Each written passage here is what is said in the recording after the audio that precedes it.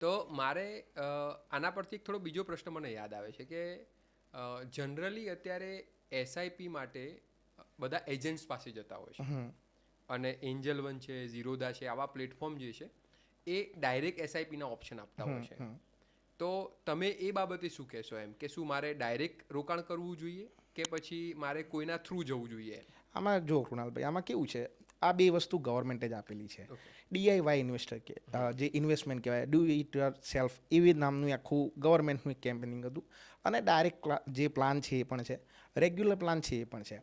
Problem એ છે કૃણાલભાઈ કે આપણને એક્ઝેક્ટ ખબર નથી હોતી કે આપણે કઈ કેટેગરીમાં જવું. ઓકે.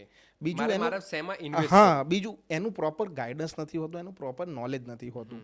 ચાહે આપણે એમએફડી જોડે જતા રહીએ એની જ કમ્પેરમાં, તો એમએફડી કંઈ એટલું બધું કમિશન કેવું MFD કશું, એટલે? Mutual fund distributor, okay. જે ઇન્ડસ્ટ્રીના જે ડિસ્ટ્રીબ્યુટર હોય જે એની agents જોડે જતી આપણે રહીએ. હા, agents એજન્ટ્સ. કહીએ. હા, ઓકે. તો એ લોકો તમને પૂરેપૂરું ગાઈડન્સ આપશે, ઓકે. સર્વિસ આપશે, કંઈક નોર્મ્સ બદલાશે તો પણ તમને કહેશે.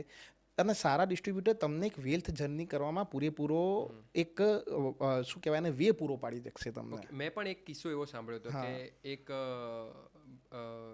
એક લેડી હતા, નામ નહીં દઈ શકું એમનું, અને એમના હસબન્ડ ઓફ થઈ ગયા, બરાબર છે, અને એમના હસબન્ડે કોઈ એક જગ્યા ઉપર રોકાણ કરેલું, 100%. બરાબર છે, પણ એ ડાયરેક્ટ ઇન્વેસ્ટમેન્ટ કરતા હતા. હા.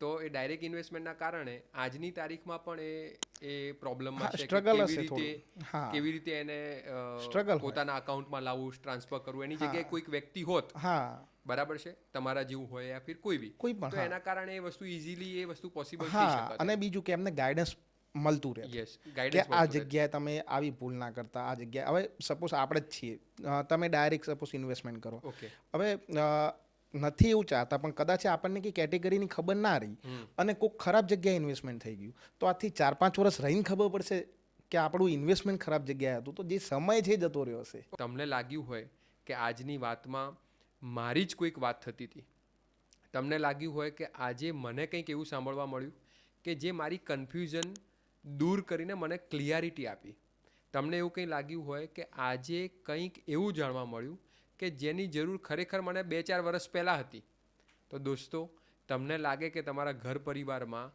આ વાત મને જેટલી લેટ ખબર પડી એવી બીજા સાથે ના થાય, તો તમારા ઘર પરિવારમાં, તમારા સર્કલમાં, તમે જ્યાં કરી શકો ત્યાં એવા 2-5 વ્યક્તિને આ વિડીયો શેર કરજો. અને તમને જો યોગ્ય લાગ્યું હોય, તમને જે કન્ટેન્ટ સૌથી વધારે ગમ્યું હોય, એમાં ચોક્કસ કમેન્ટ કરવાનું ભૂલતા નહીં. દોસ્તો, તમારી કોમેન્ટ્સ અને તમારું શેરિંગ પાવર એ જ મારો રિયલ કોન્ફિડન્સ છે. મેંગો પીપલ માટે બનાવેલી આ ચેનલ અને મેંગો પીપલને કન્ફ્યુઝનથી ક્લિયરિટી તરફ લઈ જવા માટેની મારી આ મહેનતને તમારી એક કમેન્ટ અને તમારો એક શેર બટન એ ચોક્કસ મને ખૂબ કોન્ફિડન્સ આપશે. આશા રાખું છું કે તમને આજના પોડકાસ્ટમાં મજા આવી હોય. Thank you.